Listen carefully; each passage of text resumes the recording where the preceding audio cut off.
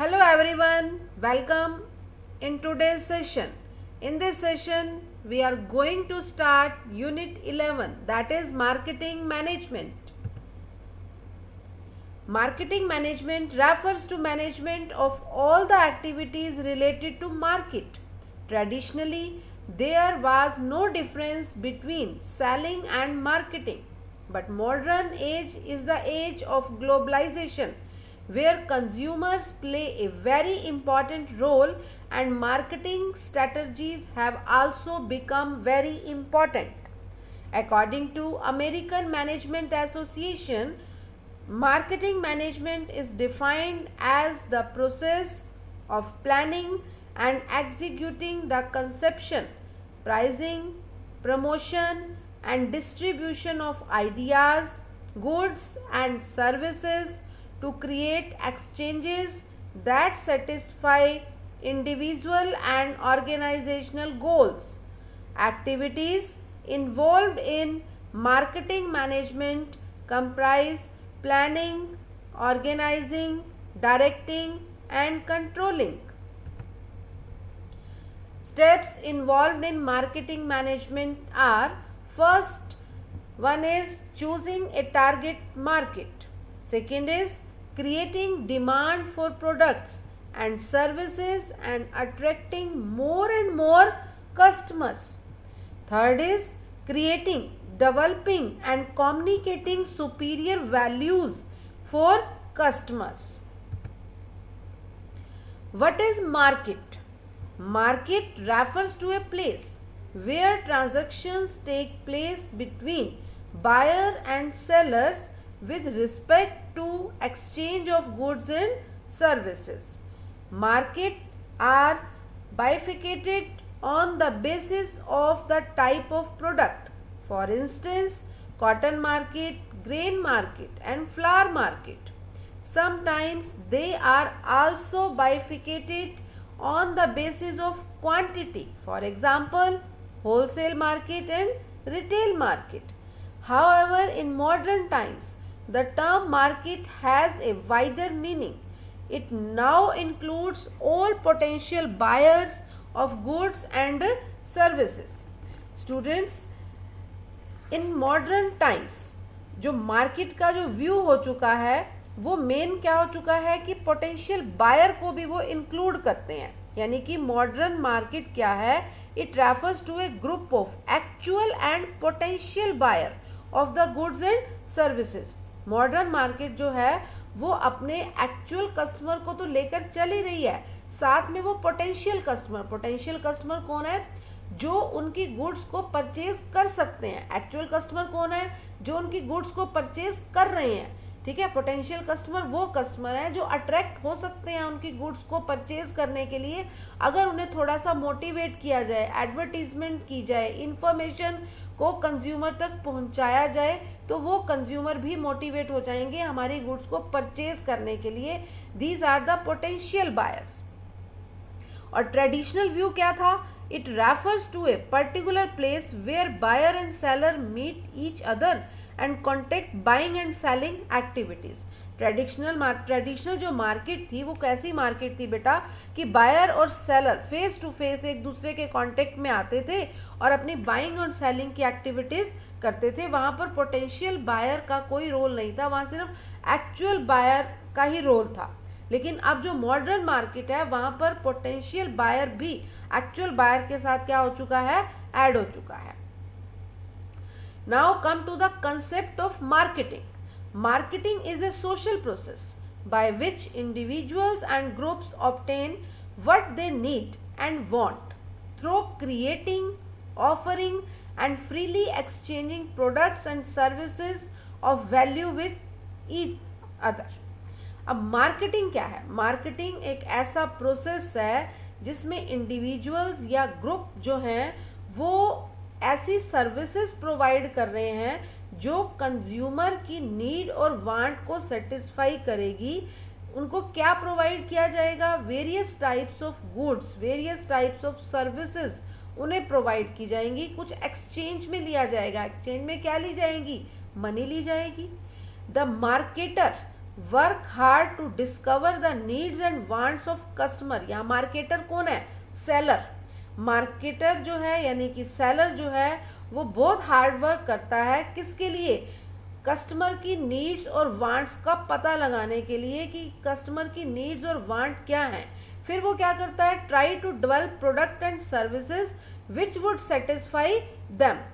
Marketer यानी कि seller first step लेता है कि अपने कस्टमर की नीड और वांट्स को जज करता है, उनका पता लगाता है, ठीक है। फिर उसके अकॉर्डिंग ही वो प्रोडक्ट को, सर्विसेज को, गुड्स को रेडी करता है ताकि वो अपने कस्टमर की नीड और वांट को क्या कर सके?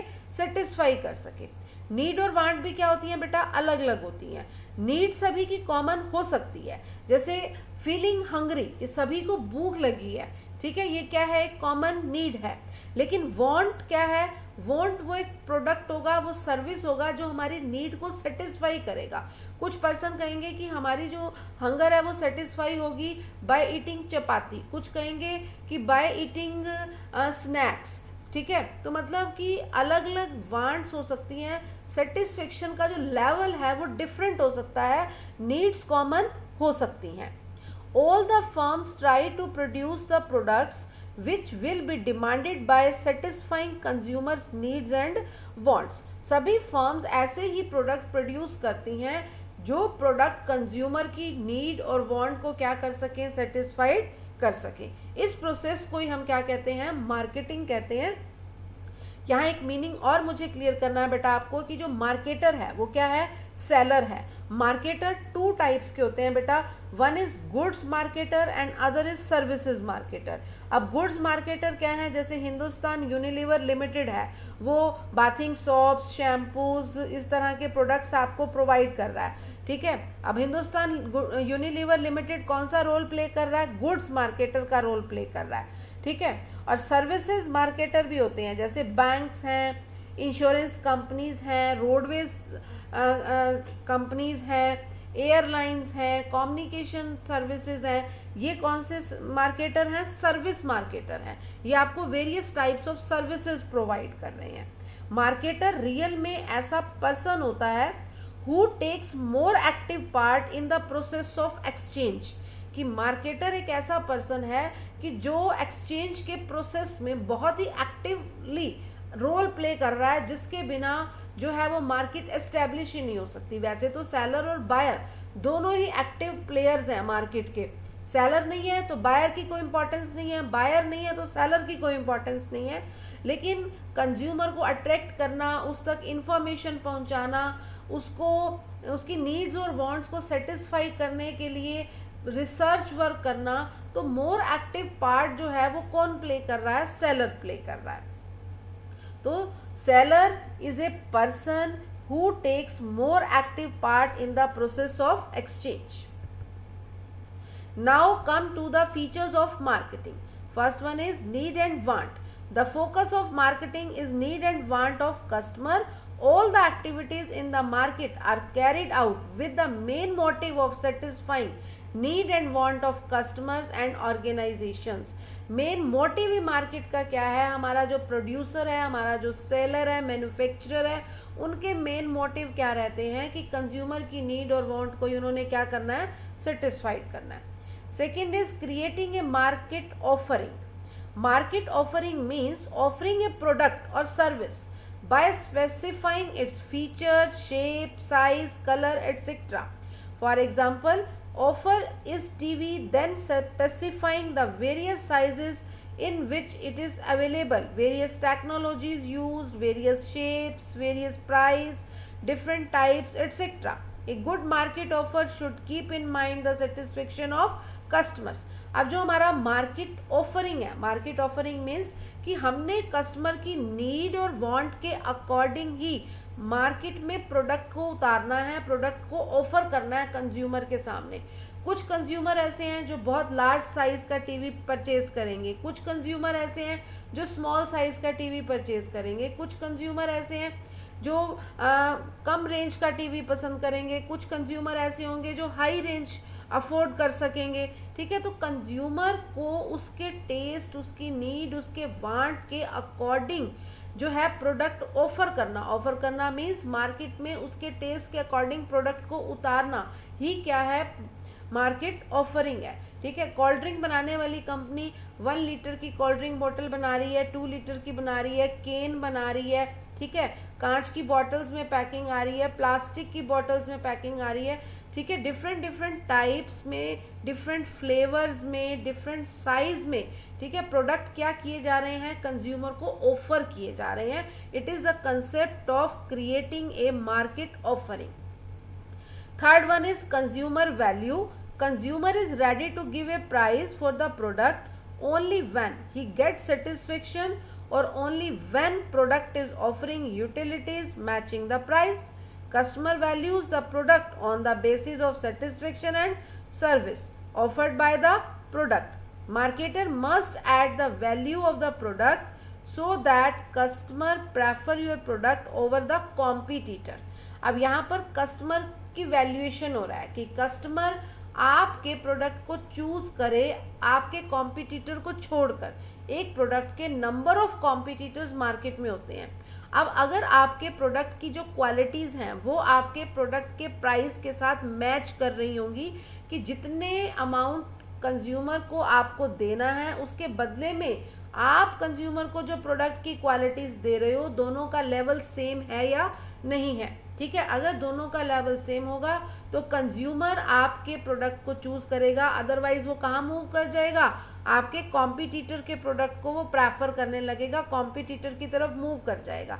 इसीलिए आपने आपके जो प्रोडक्ट में यूटिलिटीज हैं, जो उसके यूजेस हैं, उनके यूजेस के अकॉर्डिंग ही आपने क्या सेट करने हैं, अपने प्रोडक्ट के प्राइस सेट करने हैं, ताकि आपका जो कस्टमर है वो क्या हो सके, सेटिस्फाइड हो सके कि जितनी वर्थ वो पे कर रहा है उसके बदले में उसे जो यूटिलिटी मिल रही है वो उससे सेटिस्फाइड हो रहा है। क्लास 11 में आप क्रिएशन ऑफ यूटिलिटी का कंसेप्ट रीड कर चुके हो कि यूटिलिटी क्या होती है। ठीक है, यूटिलिटी है यूजेस किसी चीज के जो आपको मिल रहे हैं उस प्रोडक्ट की तरफ से। Next is exchange mechanism. The process of marketing involves exchange of products and services for money or money's worth. In exchange, customer pay money and in return they take product or services which satisfy their needs and wants. Exchange can there place directly between manufacturer and consumer or through middleman. Exchange is the essence of marketing. Exchange क्या है कि हम money देकर क्या ले रहे हैं, goods ले रहे हैं, सर्विसेज परचेज कर रहे हैं, जिससे हमारी क्या हो रही है, नीड और वांट सेटिस्फाई हो रही हैं।